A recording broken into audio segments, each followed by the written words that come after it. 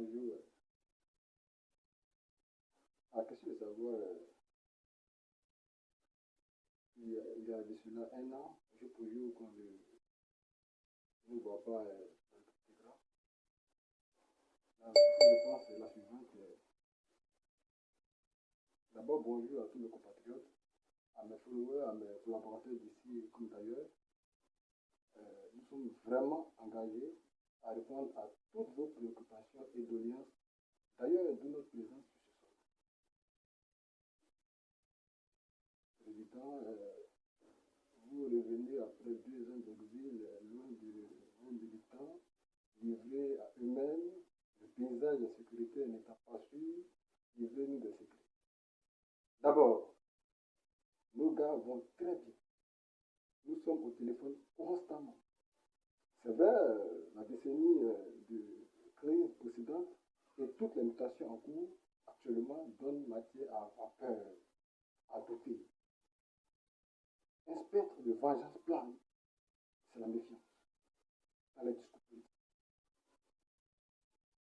Même constat avec la diaspora, dans les pays que nous avons parcourus. Bon, en tant que président, nous avons opté pour une diplomatie préventive.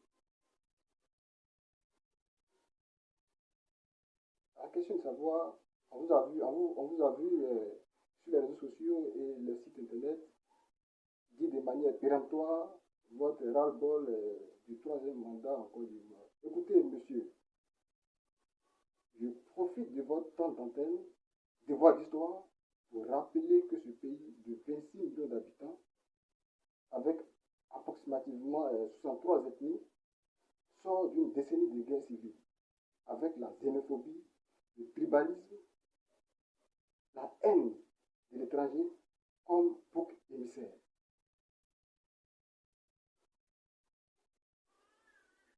Choi, en passant par Aïssatou Midandoum de l'Odyssée, sont encore vivants.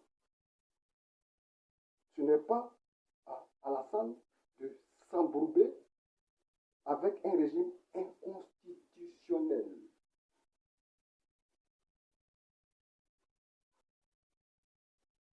Président, que promettez-vous à cette population qui a soif de démocratie, de liberté et de joie de vivre? Comme le dit l'adage, il faut battre le cadavre pour faire peur aux vivants.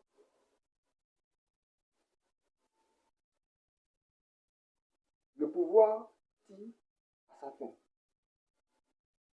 Le pouvoir Ouattara tire à sa fin. Nous sommes venus les aider à partir de la plus belle des manières, contrairement à ce que nous avons traversé dans le passé. Comment entrevoyez-vous cette classe politique au jour d'aujourd'hui? Vous savez, nous revenons de loin, on a appris à connaître les hommes. Obama l'a dit en 2006-2007, l'Afrique doit plutôt se doter d'institutions fortes plutôt que d'hommes. Cela se traduit littéralement par une constitution indéboulonnable, un Sénat et une Assemblée nationale partiale et autonome.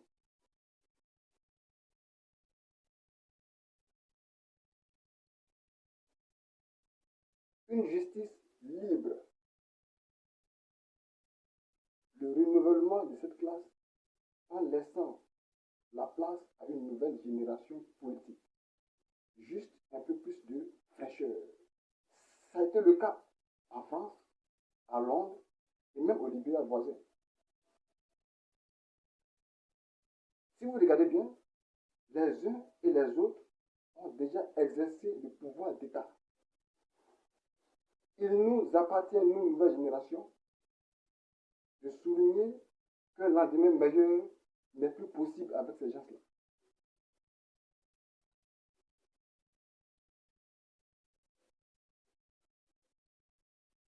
Président, vous êtes président du Réseau international pour le développement, opérateur économique.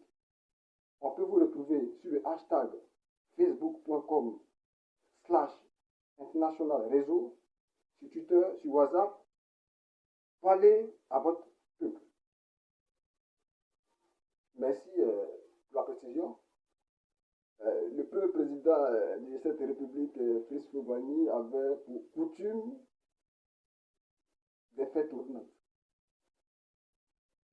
L'exercice du pouvoir d'État est parti de l'Est depuis 1960 jusqu'à 1999,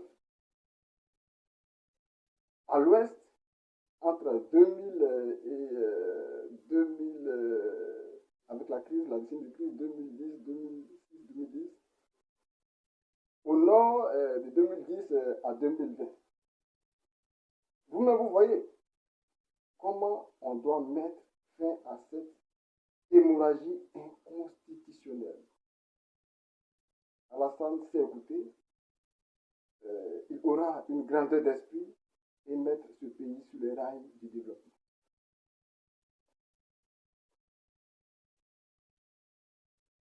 Président, votre message de fin, si vous étiez en face de Ouattara, que lui direz-vous? Droit dans les yeux? Mais c'est juste de lui dire de laisser tomber.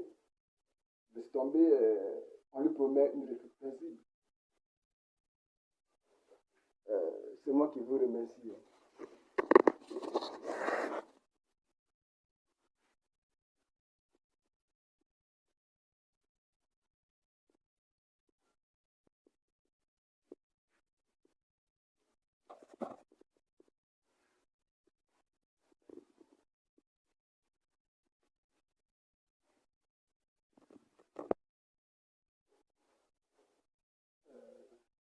Bonjour. La question de savoir, il y a de cela un an,